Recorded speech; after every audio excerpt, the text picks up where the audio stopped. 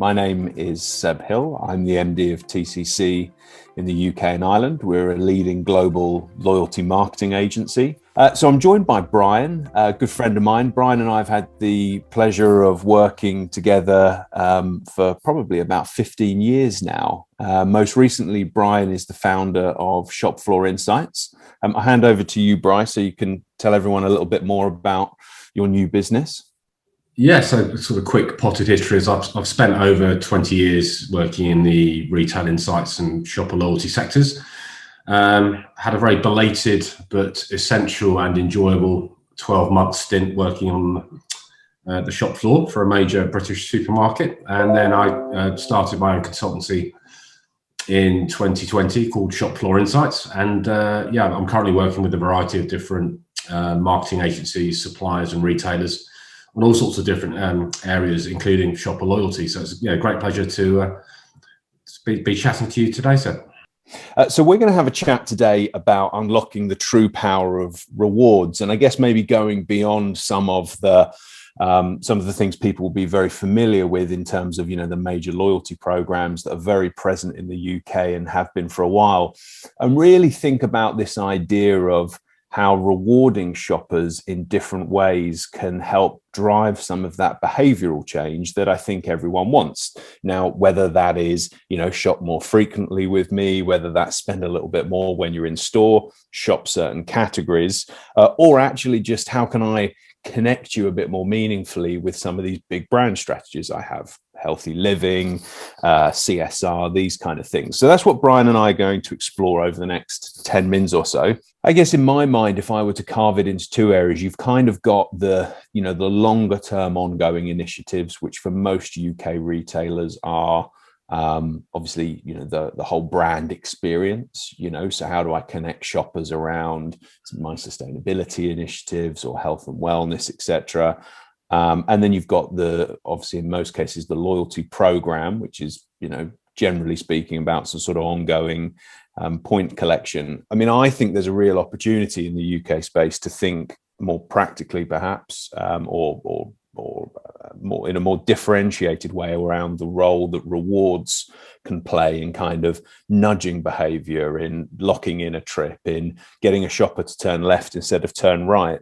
What's kind of your experience been over the past couple of years? And I guess any observations from being on the shop floor around the sort of role that rewarding shopping trips can play in driving that behavior that retailers want?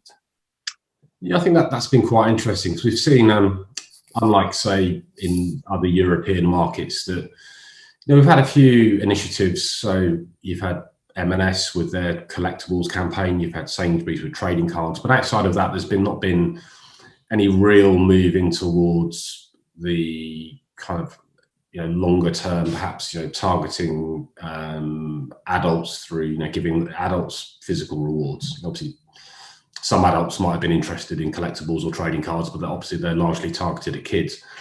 But I think now what has impressed me over the last 12 to 18 months is that Sainsbury's, I think, has done quite well in terms of digitizing its, the Nectar card and so on, and making that a bit more seamless and also a bit more personalized based on people's prior purchase history. So I think that I hesitate to call it personalization. I think it's probably more contextualization or just making it more relevant to shoppers. So it does become a little bit more meaningful because shoppers think, hang on a minute, Sainsbury's is actually, going to give me savings or additional points on products that are relevant to me.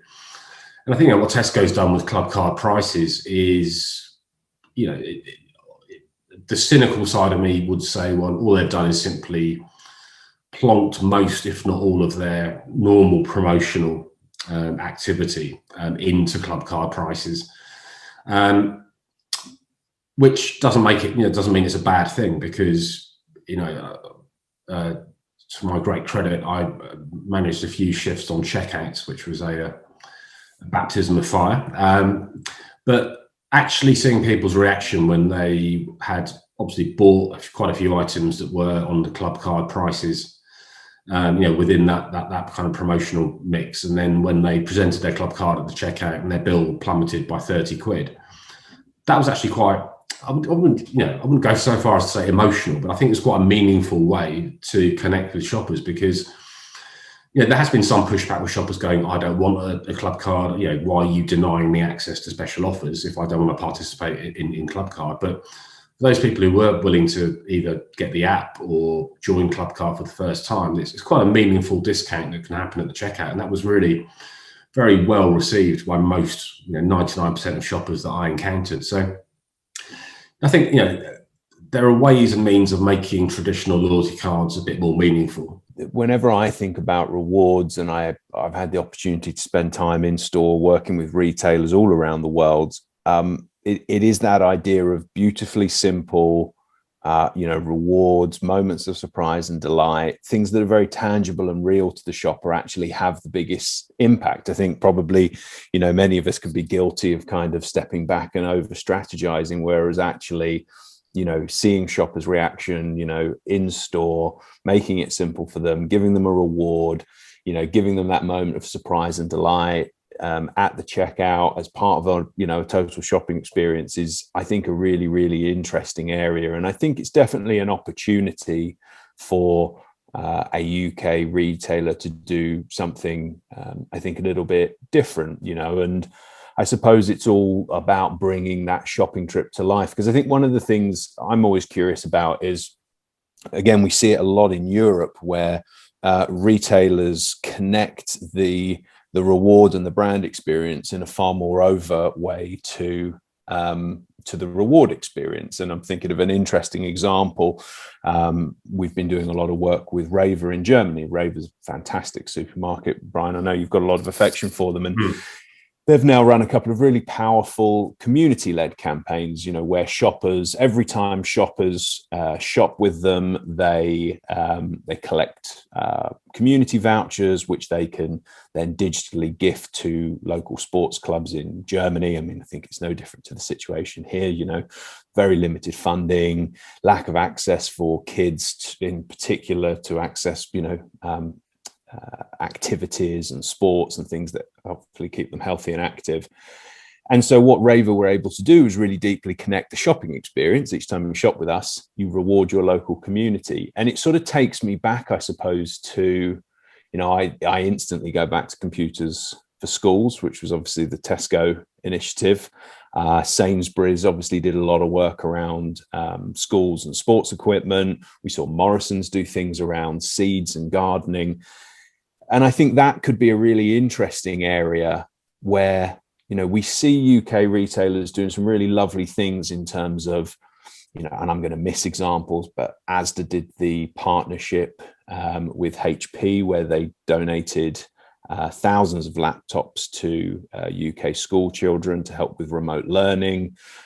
We've seen retailers partnering up around things like the Marcus Rashford school meals initiative. So there's at a sort of brand, at a corporate level, there's a real desire, I think, for retailers to play an active role in rewarding local communities. But where I'm curious is there doesn't seem to be the desire, as there was in the past, to connect it with that shopping trip.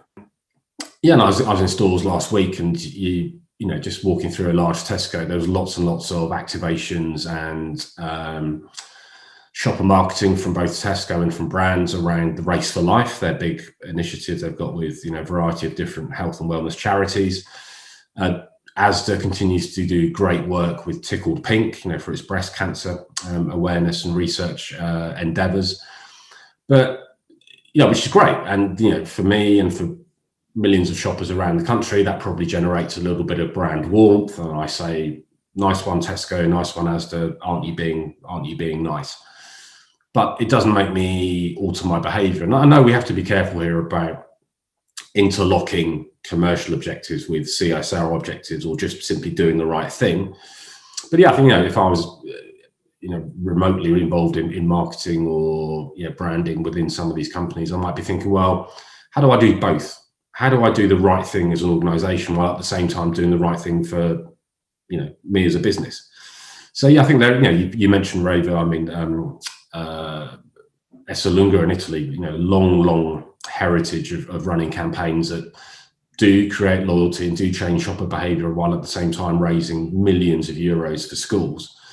So I think you can do both in quite a sincere way without being too cynical and too commercial about it. But Yeah, it just strikes me as odd that, we've got, Macmillan and M&S is another example. They do great work every single year in terms of events, in terms of marketing, in terms of donations. But it just seems that there is a slightly missed opportunity, I think, to actually make this more meaningful from a commercial level, as well as just a purely kind of brand warmth and doing the right thing level. So I think there is an opportunity there. And you mentioned Sainsbury's Active Kids, Tesco Computers for Schools. Yes, and I know there was some cynics out there saying, well, you've got to spend a lot of money to get a laptop for a school, if you actually cost it all out from a shopping perspective. But I think there's opportunities to do it in a bit more of a palatable way. And it's there are lots and lots of examples out there in the world of combining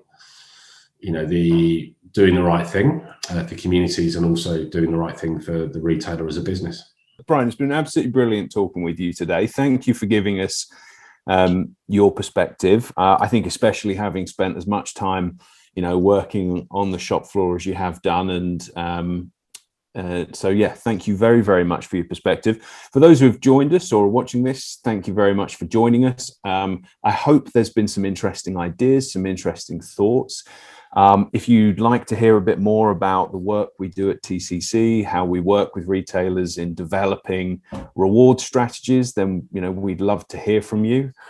Please do get in touch. And I guess probably having spent so much time discussing opportunities for UK retailers, it's probably also worth saying, well done. I think it's probably been the toughest 18 months or so that these retailers will have faced. It's been genuinely difficult, and I think that by and large they've done a sterling job, and the staff and my experience have always been wonderful. So obviously well done to everyone whilst thinking about new opportunities.